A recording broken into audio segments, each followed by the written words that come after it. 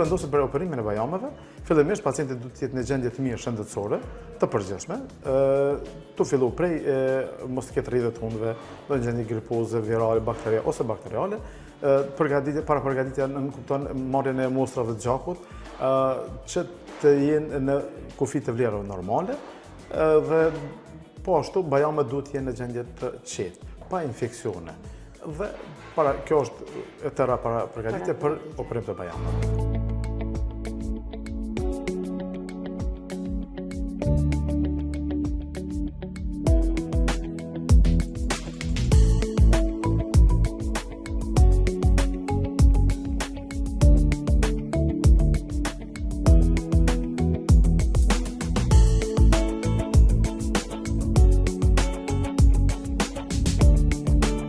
Doktor Arsim, a mund është me më tregu fillimisht çka janë bajamet edhe pse është i nevojshëm me qenë bajamet në organizmin tonë? Çfarë roli kanë?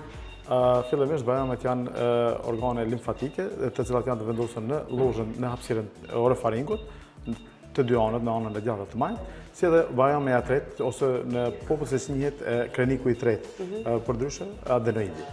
Këto kanë funksion mbrojtës në organizëm, janë porta e parë mbrojtëse të infeksioneve të traktit sipërm, cilat e mbrojnë po ashtu edhe traktin gastrointestinal nga infeksionet jashtme që na vijnë.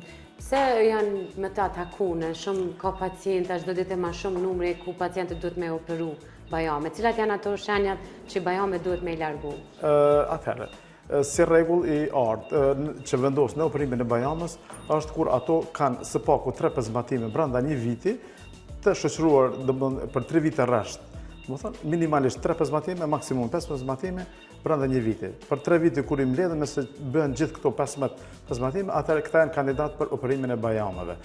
Tek fëmijët janë edhe forma tjera, kur janë të prekura edhe veshë i mesëm, siç njihet në popull, infeksioni i veshit të mesëm pa pezmatim, pa inflamacion, ose mbledhja e lëngut viskoz në kavitetin timpanik. Edhe këto raste janë për shkak të hipertrofisë bajameve, alergjive të ndryshme të cilët japin edhe një hipertrofi të adenoidit, në këto raste vendoset heqja e bajameve.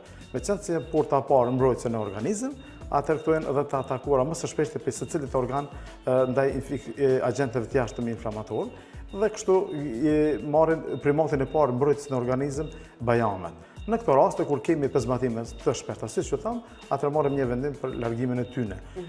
Për largimin e tyre ka edhe disa forma tjera ose shkaqe tjera kur kemi infeksione në hapësirën peritonzilare, sepse kapsula e bajamës është një shtresë mes muskuleve të orofaringut dhe bajamës. Dhe në raste kur ajo kryesisht është e njanshme, edhe në të raste është një indikacion për largimin e bajameve, si dhe rastet kur i kemi kryesisht tek moshat e rritme, paraqitja e sëmundjeve maligne ose tumorëve papilloma ndryshme, që përfshin më shumë se gjysmën e bajamës, edhe në ato raste vendoset heqja e bajameve.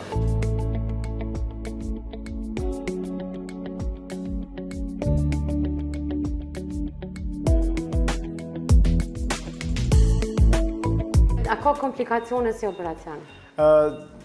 Komplikacionet janë të intraoperative, gjakderda, kryesisht siç e sqarova edhe gjatë operacionit, anomalitë kongjenitale të sistemit venoz dhe arterial të enëve gjakut, cilat e ushqejnë bajamen, cilat janë të rralla, por që mund të ekzistojnë, mandej për shkak të infeksioneve të ndryshme të shpeshta të bajameve që krijojnë fibrozë dhe ngjitje për murin dhe shkolitja e tyre ose gjatë heqjes tyre çelja ndonjë enë të gjakut, dhe komplikimet pastaj pas heqjes bajameve, shtresa ku ka qenë shtrati i tyre krijohet një fibrinë. Shtresat e fibrinës gjatë rendjes së tyre në ditë pasuese mund të ndodhë gjakderdhja kryesisht javën e parë, do dita 5 dhe ditën e 7.